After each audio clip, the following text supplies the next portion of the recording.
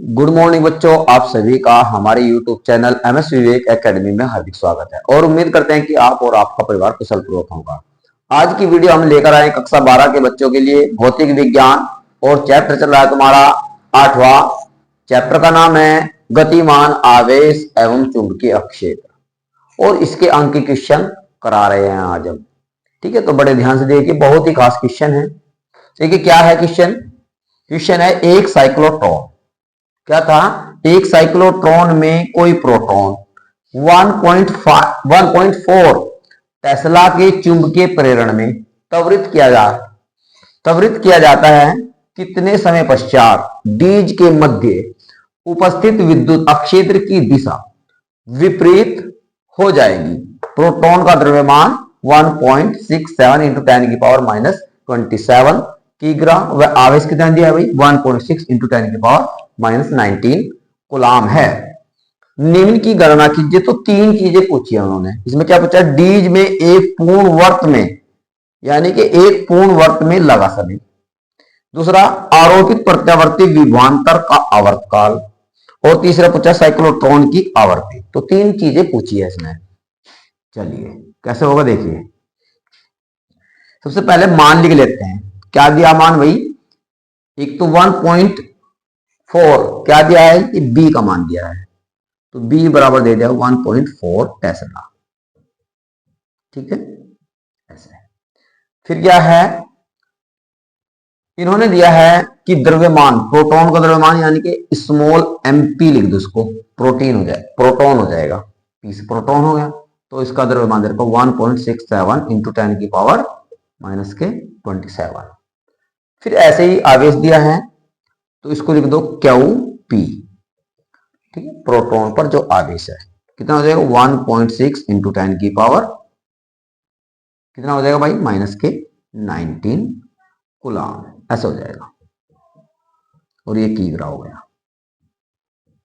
ठीक है, अब हमें क्या निकालना है, सबसे पहले कंडीशन है जो पहले क्वेश्चन में है, इसका है डीज में एक पूर्ण वर्त में लगा समय। अब इन्होंने क्या कहा है कि कितने समय पश्चात डीज के मध्य उपस्थित विद्युत अक्षेत्र की दिशा विपरीत हो जाएगी। तो पहले तो समय निकालना पड़ेगा कि वो आधा, यानी कि जो आधा है ना इसका, डीज का जो डीज के मध्य उपस्थित विद्युत क्षेत्र की दिशा कब विपरीत होगी। कब होगी विपरीत, जब डीज में जो प्रोटॉन है वो आधा चक्र पूरा कर लेगा तो उसकी दिशा विपरीत हो जाएगी, अर्थात विद्युत क्षेत्र की दिशा विपरीत हो जाएगी। तो उसके लिए कितना समय लगेगा, आधा वर्त के लिए जो आधे वर्त पर गति करके समय लगेगा, तो डीज का जो डीज है जब उस पर प्रोटॉन गति करेगा तो आधे भाग पर आते ही सार उसकी दिशा विपरीत हो जाएगी। तो आधे भाग के लिए कितना समय लग रहा है, वो टी बराबर हो जाएगा हमारा पाई एम बाई क्यू बी। ये हमारा सूत्र होता है, इसके हिसाब से हम निकाल लेंगे। तो ये समय निकलेगा, तो आधे भाग के लिए जो आधा पूर्ण अर्ध चक्र है उसमें जो समय लग रहा है वो निकाल रहे हैं। फिर उसको डबल कर देंगे तो पूर्ण चक्र निकल जाएगा।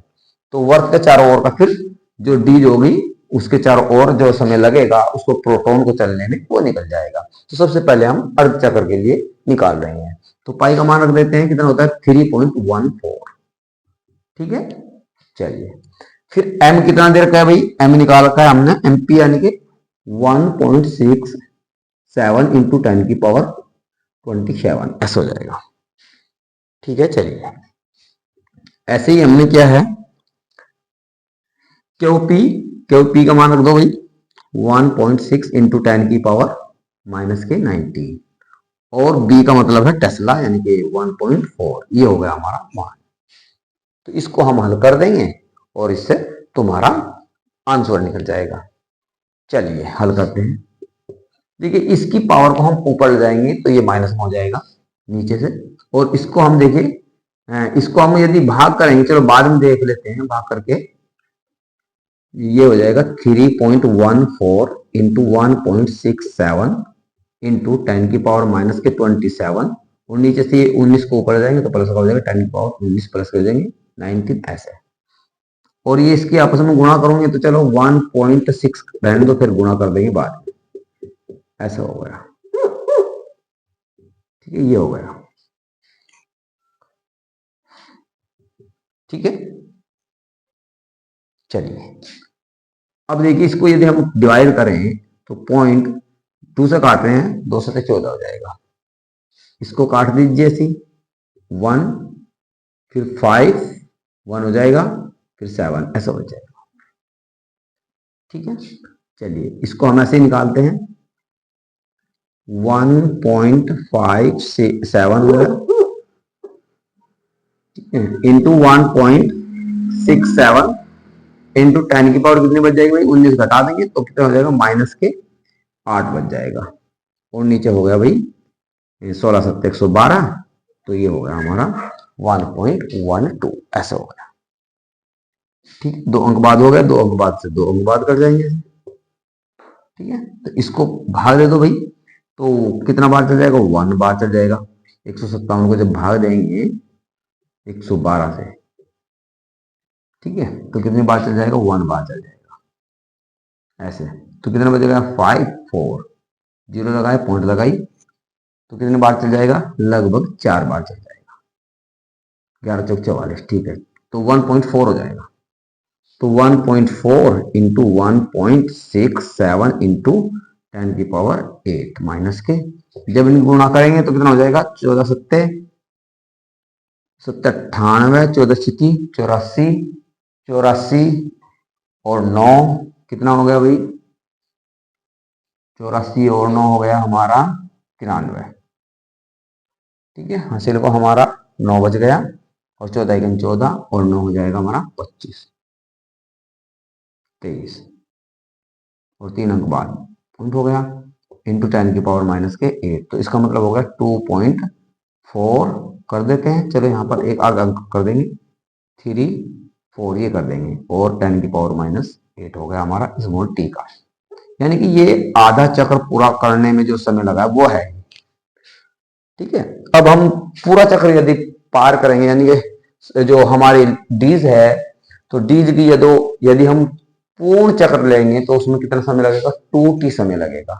तो पूर्ण चक्र करने में लगा समय, पूर्ण चक्र करने में लगा समय कितना हो जाएगा भाई, 2t हो जाएगा। तो 2 से गुणा कर देते हैं, तो 2 गुणा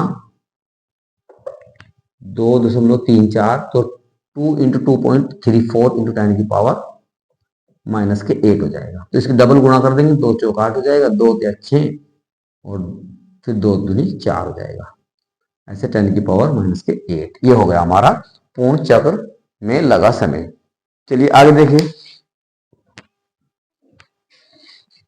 इससे बाद में देखिए भाई, तो दूसरा जो क्वेश्चन है, आरोपित प्रत्यावर्ती विभवांतर का आवर्तकाल बताना है। तो आवर्तकाल भी तो यही हो जाएगा। तो आवर्तकाल कितना हो जाएगा भाई, ये तो था पहला वाला पार्ट, दूसरे वाला पार्ट क्या आ जाएगा, आवर्तकाल कितना हो जाएगा, इसका जितना ये है इतना ही हो जाएगा भाई, ये भी तो आवर्तकाल ही है, पूर्ण चक्र हो गया ना, तो ये हो गया हमारा। आवर्ती कितनी हो जाएगी तीसरे क्वेश्चन की, तीसरे पार्ट में पूछ रहा है आवर्ती। तो आवर्ती क्या होती है भाई, आवर्ती आवर्तकाल का उल्टा होता है, तो क्या हो जाएगा, 1/4.68 इंटू 10 की पावर -8, ऐसा हो जाएगा बस। तो ये हमारी आवर्ती आ जाएगी। चलिए नेक्स्ट क्वेश्चन देखिए,